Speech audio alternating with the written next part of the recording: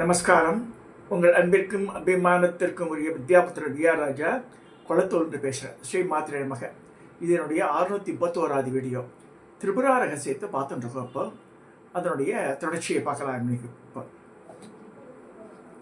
இப்போ பாலாம்பியை சண்டை போட்டுருக்கா. சின்ன குழந்தை 8 வயசு குழந்தைவ. அவள் பண்டாசுரனுடைய படைகள் எல்லாம் பசங்களெல்லாம் குடிராட்செல்லாம் சண்டை போடுறாவோ. அந்த மாதிரிலாம் இருக்கும்போது வாராகி அம்பாள் அது அவளை தேடின்னு வந்துடுறான் அங்கே அவளுடைய இந்த தேர் இருக்கிற இடத்துக்கு. ஸோ வாராகி பாலாம்பிகையிடவா சொன்னாள், பாலாம்பிகை, இணையற்ற யுத்தம் செய்தாய், போதும், தன்னந்தனிய பலம் வாய்ந்த அசுரர்களை வென்று விட்டாய். இது போல நான் அங்கே பார்த்ததில்லை. நீ தனியாக யுத்தம் புரிந்த கண்டு மகாராணியான தாயார் கவலையப்பட்டு இருக்கிறார். அதனால் உடனே போய் லலிதா மகாராணியை போய் பாருன்றார். இப்படி சொல்லி வாராகி அஸ்வாரூடாயன் பாலாம்பிகை பத்திரமாக மகாராணியிடம் சேர்த்து இப்படி திரும்புமாறு உத்தரவிட்டார். போக மனமில்லாத பாலையை கொண்டு போய் மகாராணியிடம் அஸ்வாரூடா சேர்ப்பித்து விட்டு சொன்னாள், தாயே, வலுக்கட்டமாய இந்த பெண்ணை யுத்தகலத்திலிருந்து நான் கொண்டு வந்துள்ளோம். மிகவும் வீரமும் வலிமையும் கொண்டவளாக இருக்கிறாள். நாங்கள் அவளிடம் போய் சேருவதற்கு முன்பே எண்ணற்ற அசுரனை கொன்று விட்டாள். பண்டாசுரனை சகோதரர்கள் விஷக்கரன் விஷங்கன் ஆகிய இருவரையும் தோற்கடித்து விட்டாள். அடுத்து பண்டாசுரன் வெற்றியிடம் போர் புரிந்து கொண்டிருந்தாள். வாராகி அந்த போரை நிறுத்தி பாலையை அனுப்பி வைத்தாள் சொல்கிறார். இதை கேட்ட மகாராணி ஸ்ரீ லலிதா பாலாவை தன் மடியில் உட்கார வைத்துக் கொண்டு அணைத்து கொஞ்சி, குழந்தாய், இனிமே அப்படி செய்யாதே, என்னிடம் சொல்லாது நீ யுத்தம் புரிய போக வேண்டிய சரியில்லை என்றார். அதுக்கு பாலாம்பிகை ரோஷத்துடன், அம்மா, ரொம்ப நாளாகவே என் யுத்த காலத்தில் விளையாட ஆசை, நீ விடமாட்டாய் என்று நான் உடம்பு கொள்ளாமல் போனேன். யுத்த விளையாட்டில் நான் முழுவதும் திருப்படையத்துக்கு முன்பு தண்டினை என்னை இங்கு அனுப்பி விட்டார். நீ என்னை பற்றி கவலைப்படுவதால் தான் நான் திரும்பினேன்.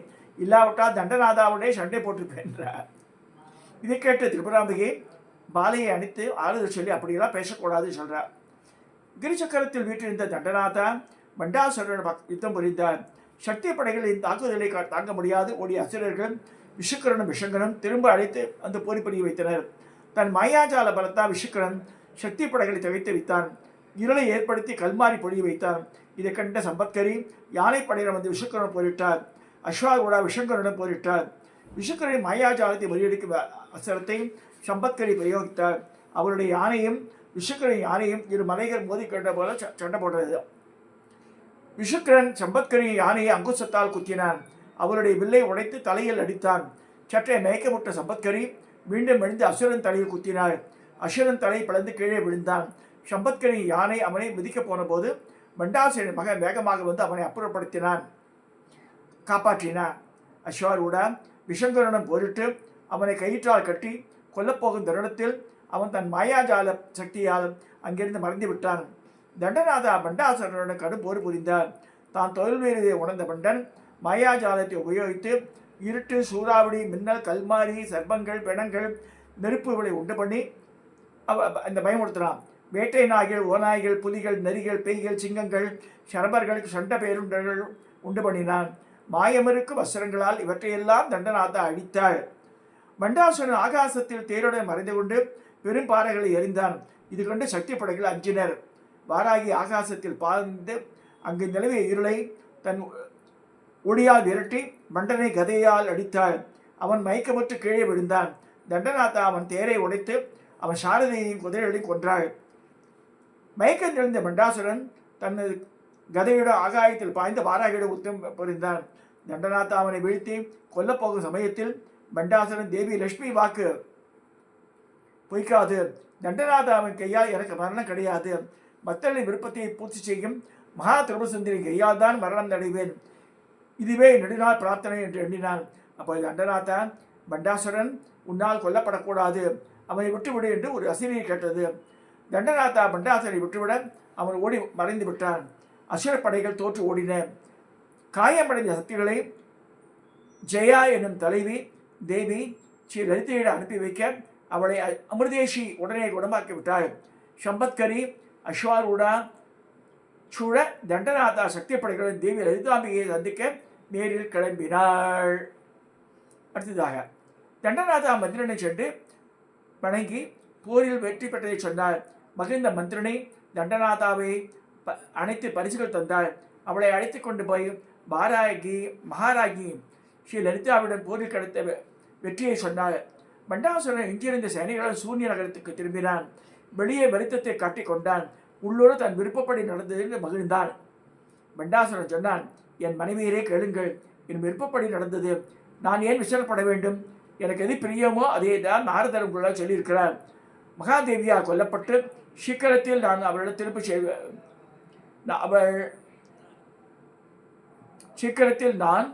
அவள் இருப்பிடம் சேருவேன். அசுரப்படைகளுக்கு இந்த விஷயம் தெரியக்கூடாது என்று வருத்தம் தெரிவித்தது போல் நடிக்கிறேன் என்றான். அதற்கு அன் பத்தினிகள், நாதா, எங்கள் விருப்பத்தை சொல்கிறோம். நீங்கள் தேவியால் கொல்லப்படுவேன் என்றால் நாங்களும் தேவியால் கொல்லப்பட வேண்டும். எனவே எங்களையும் யுத்தத்துக்கு அழைத்து செல்லுங்கள் சொல்றார். இதை கேட்டு மகிழ்ந்த பண்டாசுரன், நான் சொல்லும் சத்தியமான வார்த்தை கேளுங்கள். இதை பற்றி நான் பலகாலம் முன்னே யோசித்து வைத்திருக்கிறேன். தேவி லட்சுமியின் அருளாலே எனக்கு முந்தைய ஜென்மம் நினைவில் வந்துள்ளது. தன்னை சரணமடைவர்களின் எல்லா விருப்பத்தையும் அவை நடக்க முடியாத விஷயமா இருந்தாலும் தேவி திரிபுர சுந்தரி அதை பூர்த்தி செய்து அவளை ரட்சிப்பாள் என்று தேவி லட்சுமி என்னிடம் கூறியிருக்கிறார். எனவே நமது விருப்பம் நிறைவேறும் என்றால் உங்கள் அனைவருடன் தேவியின் இருப்பிடம் சேர வேண்டும் என்று நான் விரும்புகிறேன். சந்தேகமே இல்லாது நடக்கின்றான். மேலும் என் குழந்தைகளுடன் கூடவும் தேவியின் இருப்பிடம் சேர வேண்டும் என்ற ஆசையும் எனக்கு உண்டு. அதுவும் நடக்கலாம். ஆனால் எனக்கு கவலையாக உள்ளது. தேவியை நற்கரத்தால் விரும்புவதை நாம் அடைவோம். உற்றாரையும் சுற்றத்தாரை பரிந்தெடுப்பது மிகவும் கஷ்டம். இருந்தாலும் என்ன செய்கிறது? நீங்களும் இதுக்காக தேவியை வேண்டிக்கிறான். பண்டாசுரனை காண நம்ம சகோதரர்கள் விஷுக்கரன் ஆகியோரும் மந்திரிகள் வந்தனர். வருத்தப்பட்ட காட்சியளித்த அசுரனை பார்த்து விஷுக்கரன் சொன்னார், பண்டாசுரா, தேவி தனது காரியத்துக்காக அசுரனை கொன்றது அநியாயம். நாங்கள் இருக்கும்போது நீ ஏன் வருத்தப்படுறான்? பண்டாசுரன் வேலை சரியில்லை, வேற என்ன சொல்வது? யார் பெயரை கேட்டாலே இந்திரன் நடுங்குவானோ, யார் மீண்டும் மீண்டும் விஷ்ணுவை தோற்கடித்தானோ, யார் 105 உலகளுக்கு தலைவராக இருக்கானோ, எனக்கே இந்த நிலைமைன்றான். விஷுக்கரன் சொல்கிறான், அசுரமன்னனே, இப்படி இருப்பது உனக்கு அழகல்ல. அபலைகளான பெண்களிடம் யார் தான் இறக்கம் காட்ட மாட்டார்கள்? பெண்களிடம் ஆயுதத்தை பிரயோகிக்கக்கூடாது என்பது யுத்த தர்மம். உன் காலை தொட்டு நிச்சயமாக சொல்கிறேன், நம் அசுரப்படையின் கீழான நிலையில் உள்ள ஒரு வீரன் கூட போதும். உன் உத்தரப்படி அந்த சக்தி கணங்களை அழித்துவிட முடியும். நீர் அந்த புறத்தில் ஆனந்தமாய் இரும். நாங்கள் போய் அவளை வென்றப்பை சொல்லி அனுப்புகின்றான். குடிலாட்சி விஷுக்கரன், இளவரே, நாங்கள் உயிரோடு இருக்கும்போது நீங்கள் ஏன் பேச வேண்டும்? நீங்களும் அரசரும் விஷங்கரும் ஓய்வெடுங்கள். நான் படையுடன் சென்று அவனை வெல்கிறேன். இல்லாவிட்டால் திரும்ப மாட்டேன்னு சொல்லி அக்ஷவுடைய சேனைகளை எடுத்துட்டு சத்தியம் சொல்லிட்டு போகிறான். யார்? குடிலாட்சன் யார்? பண்டாசுரனுடைய பிள்ளை. இதை கண்ட துர்மதன் என்னும் ஒரு சேனை தலைவன் குடிலாட்சன் சேனாதிபதியையும், நீங்கள் போக வேண்டாம், ஒரு பொன்னியுடன் நீங்கள் உத்தியம்பறிவு சரியில்லை, நாப்பை கட்டி எடுத்துட்டு வரேன்றான். அசுர சேனைகள் ஆரவாரத்தை கேட்ட சம்பத்கரி வஷாருளாவும் ஸ்ரீ தேவி லலிதா மந்திரணி தண்டினை சென்று பணிந்து விஷயத்தை சொல்கின்றனர். தேவி சம்பத்கரி இமயம் போன்றிருந்த ரணகோலாகலம் என்ற யானை மீது ஏறி யானைப்படையம் இருந்தார். அசுரர்கள், தேர்கள், யானைகள், குதிரைகள், ஒட்டகங்கள், மான்கள், பருந்துகள், காக்கைகள், கழுகுகள், ஆந்தைகள், மயில்கள், பூனைகள், கீரிகள், பேய், பள்ளிகள் இவையெல்லாம் இவர்கள் மீது ஏறி வந்தனர். 2 சேனைகளும் ஆக்ரோஷமாக போரிட்டன. ஒழிந்தாய், தைரியமாய் நில், புறம் காட்டாதே என்று கத்தியபடி சக்தி கணங்கள் அசுரப்படைகளை அழித்தனர். அசுரர்களை சக்தி கணங்கள் கொன்றனர். சக்திகளை அசுரர்கள் கொன்றனர். இரத்த ஆறு ஓடியது. துர்மதன் கோபத்துடன் ஒட்டகம் மேல் ஏறி பல சக்தி கணங்களை யானைகளையும் கொன்றான். சம்பத்கரி தன் யானையை அந்த ஒட்டகத்துக்கு கொல்ல அனுப்பினார். யானைக்கும் ஒட்டகத்துக்கு நடந்த சண்டையில் ஒட்டகம் மாண்டது. சீரிய துர்மதன் ஆகாயத்தில் பறந்து தனது கதையால் யானையை அடித்தான். காயமடைந்து யானை கீழே விழுந்தது. சம்பத்கரி துர்மதன் மீது அம்பை விட அவன் மார்பை பிளந்தபடி மடிந்தான். நம் தலைவன் கதியை பார்த்த அசுர சேனைகள் திரும்ப பார்க்கக்கூடாது ஓடிவிட்டனர். இது இந்த யுத்தத்தில் மணி நடக்கிறது. இப்படியாக இருக்க துர்மதன் மாண்டதை கேட்டு அவன் தமையன் குரண்டன் 20 லட்சம் சேனையுடன் படைக்கு வந்தான். அலைகடல் போல குதிரைப்படையை சூழ அஸ்வாரோட குதிரை மேலேயே அவனை எதிர்த்தாள். சக்தி கணங்களில் தாக்குதலை தாங்காது கை கால்கள் இழந்து வயிறும் முதுகும் பிளந்து சத்துவம் நாம் என்ற அசுரர்கள் ஓடினர். கோபத்துடன் குரண்டன் அபராஜிதா என்னும் சொர்ண நிற குதிரை மீது ஏறி வந்த அஸ்வாரூடாவை பார்த்து துஷ்டஸ்திரீ போன்று தற்பெருமை கொண்டுள்ளாய். என் சகோதரனை கொண்ட பலனை அனுபவிப்பாய். என் தம்பியை தியாகம் செய்த பாவம் உன்னை தீர உன்னை கொள்வேன்றான். அஸ்வாரோட அன்புகளால் அவன் குதிரையை தலையை வெட்டினாள். அவன் முகத்தை கீழே தள்ளினாள். அவன் மார்பில் அம்பால் அடித்தாள். கீழே விழுந்த குரண்டன் அஸ்வாரோடான் வீரத்தை பாராட்டினான். அதுக்கு அஸ்வாரோடான், நீ இப்படி பேச வேண்டும்க்காக உன்னை உயிரோடு விட்டேன் என்று சொல்லி அவனை கயிற்றால் கட்டி அங்குசத்தால் அவன் தலையில் அடிக்க அவன் தலை பிளந்து இறந்தான். குரண்டன் மாண்ட செய்தி கேட்டது கொடிலாசன் கரங்கன் முதலிய வீரர்கள் அனுப்பினான். கழுதைகள் போன்ற தேரில் கரங்கனும் யானை மீது காகமுகனும் பருந்தி பூண்ட தேரில் வஜ்ரலோபனும் ஒட்டகத்தின் மீது ஏறிய வஜ்ரதந்தனும் கழுதை மீது ஏறி வஜ்ர பக்தரனும் போருக்கு சென்றனர். அஸ்வாரூடாம சம்பத்கரியும் சக்திகணங்களோடு சேர்ந்து அந்த அசுரப்படையை கடுமையாக தாக்கினர். இது கண்டு கரங்கள் ஷர்பணியை ஏவிவிட அவள் தன் முகத்திலிருந்து விதவிதமான பாம்புகளை உண்டு பண்ணி சக்தி கடை ஏவி விட்டாள். பாம்புகளை கண்டு சக்தி கணங்கள் ஓடிப்போய் தண்டநாத்தாவுடைய விஷயத்தை சொல்லின. ஷர்பணியை வெல்வது கடினம் என்பவரது மந்திரனை தேவி ஸ்ரீ லலிதாவுடைய பற்றி சொல்ல, தேவி கொட்டாவி விடுவது போல் செய்யவும் சொர்ண நிறத்தில் கீரி ரூபத்தில் கருடன் மீது எதிரி நகுலி என்னும் சக்தி வெளிப்பட்டாள். அந்த சக்தியிடம் லலிதாதேவி குழந்தாய், நீ போய் ஷர்பணியை வென்று வா என்றாள். அவ்வாறே நகுலி செய்யவும் கருடனின் பார்வையை கண்டதும் ஷர்பங்கள் ஓடி மறைந்து விட்டன. மறுபடி ஷர்பணி பாம்புகளை உருவாக நகுலி தன் தேகத்தில் விழுந்து சக்தி வாய்ந்த கீரிகளை அனுப்பிவிட்டாள். இந்த கீரிகள் இந்த சர்ப்பங்களை கடித்து குதறின. அதன் பின் அவை ஷர்பணியே கடித்து கொண்டு தின்று விட்டன. இதை கண்டு கரங்கன் முதலியோர் நகுலி தேவியிடம் போருக்கு வர அவர்கள் தலைகளை சீவி விட்டாள். பின்னர் அந்த கீரிகளை தன் சரீரத்துக்குள்ளே எடுத்துக்கொண்டு நகுலி தேவி தண்டினி மந்திரனி ஸ்ரீ லலிதாதேவியாக பணிந்து யுத்த ஜெயம் பற்றி சொன்னாள். ஸோ இந்த மாதிரி நடக்கிறது. யுத்தத்தில் இந்த மாதிரி வாழலாம் மாண்டாலாம் சொல்கிறா யார்? நகுலி. கரங்கன் முதலிய தேவ சேனைகள் தலைவர்கள் மருந்தை பற்றி குடிலாட்சன் வேதன் கவலையுற்றான். இந்த பெரிய சக்தியானவள் வெறுவது கடினம். துர்மதனும் குரண்டனும் மாறிவிட்டனர். ஷர்பணி உதவி இருந்தும் எப்படி அவர்கள் விழுந்தனர்? சக்தி கணங்களின் ராணி லலிதாதேவி தன் இடத்தில் இருந்தபடியே தன் சேவைகளை கொண்டே இதெல்லாம் நடத்துகிறார். அது எப்படி முடியும்? அப்பொழுது அங்கிருந்து விஷங்க வந்தான்.